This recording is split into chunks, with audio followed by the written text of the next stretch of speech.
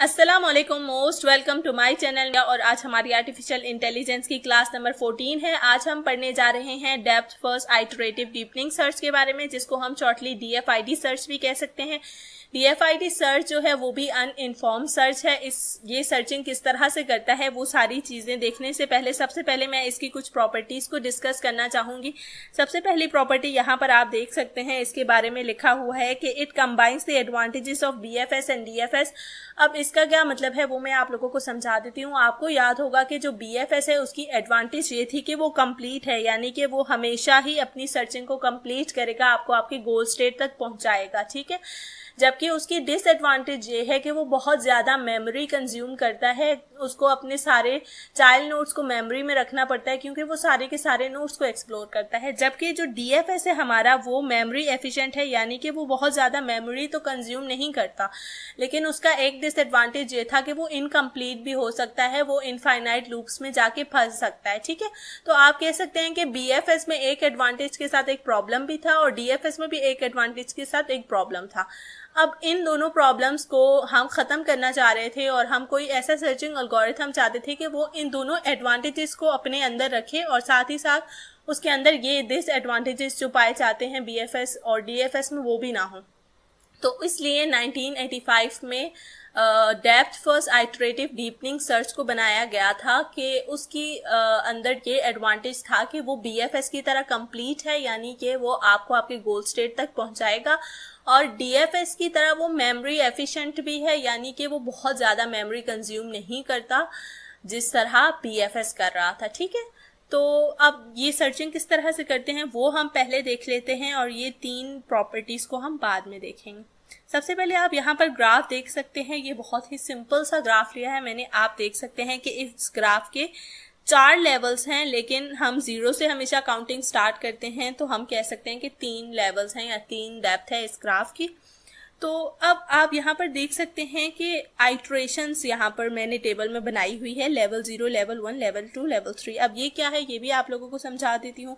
यहाँ पर आप देख सकते हैं कि इसके नाम में ही आइटरेटिव डेप्थ फर्स्ट है। इसका मतलब ये कि ये डेप्थ फर्स्ट सर्च परफॉर्म करेगा लेकिन आइटरेटिवली करेगा। अब वो आइटरेटिवली किस तरह करेगा कि आपका ग्राफ चाहे जितने ही ज़्यादा लेवल्स का हो, चाहे 20 लेवल्स का है, थाउजेंड्स लेवल्स का भी है, तो वो क्या करेगा कि सबसे पहले एक लेवल से स्टार्ट करता है, सबसे पहले लेवल से स्टार्ट करता है। वो हर आइटरेशन में अपने लेवल्स को ग्रेजुअली इंक्रीज करता जाता है, बढ़ाता जाता है। वो कैसे होगा? अब सबसे पहले पहली आइटरेशन में वो सिर्फ लेवल 0 में जितने भी नोड्स हैं वो सिर्फ उन पे डीएफएस परफॉर्म करेगा। जैसे कि यहाँ पर हम कहते हैं कि लेवल 0 पे हमारे पास एलिमेंट है ए, तो वो डीएफएस परफॉर्म करेगा ए पर, तो जाहिर है सिर्फ ए ही विजिट होगा। अब मैं यहाँ पर आप लोगों को ये डीएफएस स्टैक से किस तरह हो रहा है वो नहीं बता रही क्योंकि मैं ऑलरेडी वो सिखा चुकी हूँ, ठीक है। तो मैं यहाँ सिंपली ही कर रही हूँ। अब उसने लेवल 0 पर देखा, ए को विजिट कर लिया उसने, ठीक है। लेट्स से कि हमने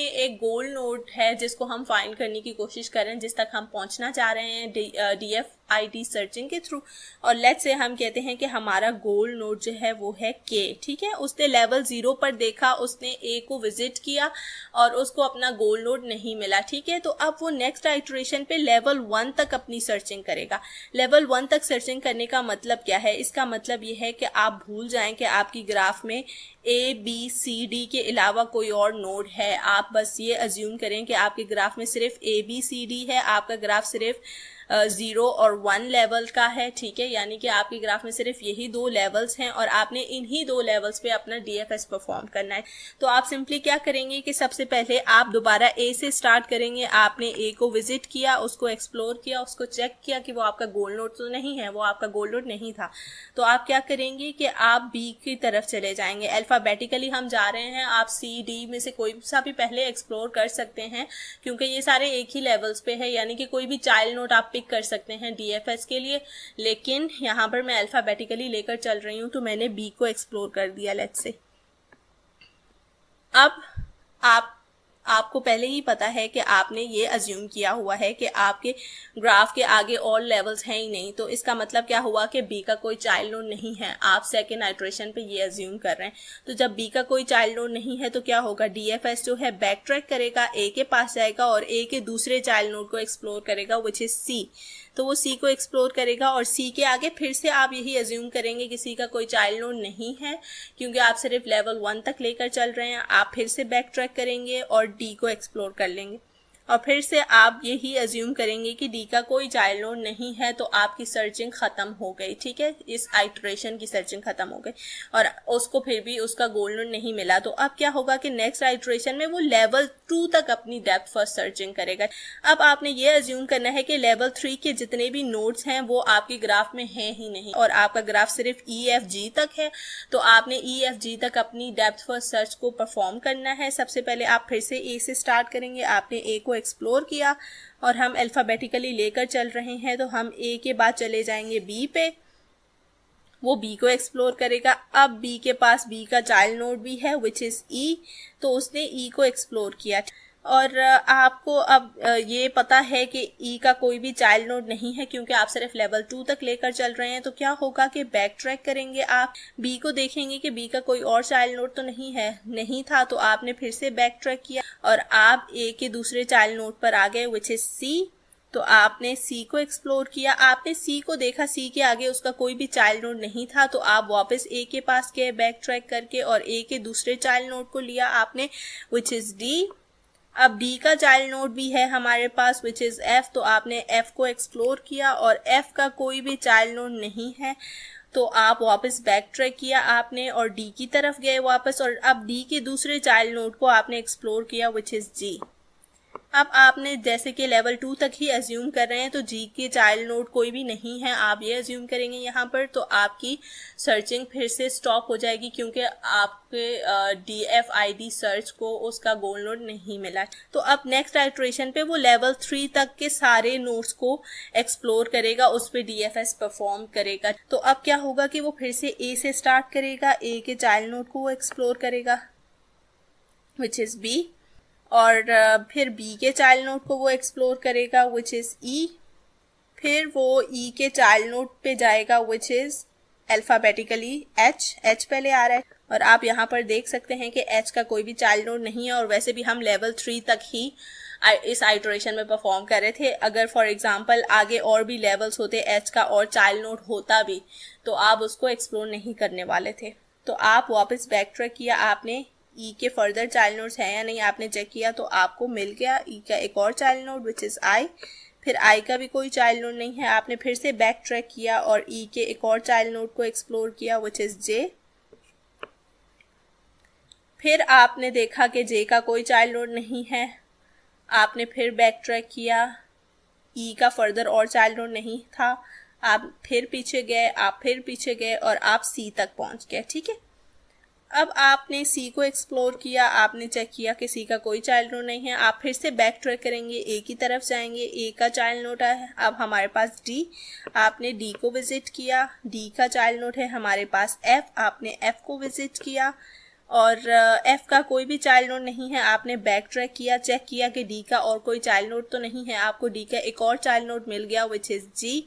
तो आपने जी को एक्सप्लोर किया और जी के चाइल्ड नोड को चेक किया विच इज के, तो आपने के को भी एक्सप्लोर कर दिया और आप आपके गोल स्टेट पर पहुंच गए, तो आपकी सर्चिंग खत्म हो गई। So depth first iterative deepening searching अपनी सर्चिंग को इस तरह से करता है और वो आपको आपके गोल नोड तक लाजमी पहुंचाएगा और मेमोरी एफिशिएंट भी होगा। तो अब आप अज्यूम कर सकते हैं कि यहाँ पर आगे बहुत सारे लेवल्स हों बेशक, तो वो क्या करेगा कि वो इसी तरह अपने लेवल्स और बढ़ाता जाएगा नेक्स्ट आइटरेशन में, और वो इसी तरह अपनी सर्चिंग करेगा। तो आप और उसकी प्रॉपर्टीज़ को देख लेते हैं कि ये आपको ऑप्टिमल रिजल्ट देगा हमेशा। यहाँ आपको DFID में एक प्रॉब्लम ये नज़र आ रही होगी कि हर आइटरेशन में आपको बार बार स्टार्ट से ही स्टार्ट लेना पड़ रहा है, यानी कि आपको फर्स्ट नोट से दोबारा अपनी सारी सर्चिंग करनी पड़ती है। तो इसीलिए ये इस लिहाज से आप कह सकते हैं कि इस लिहाज से ये बहुत ज़्यादा टाइम कंज्यूमिंग है, ये बहुत टाइम कंज्यूम कर सकता है।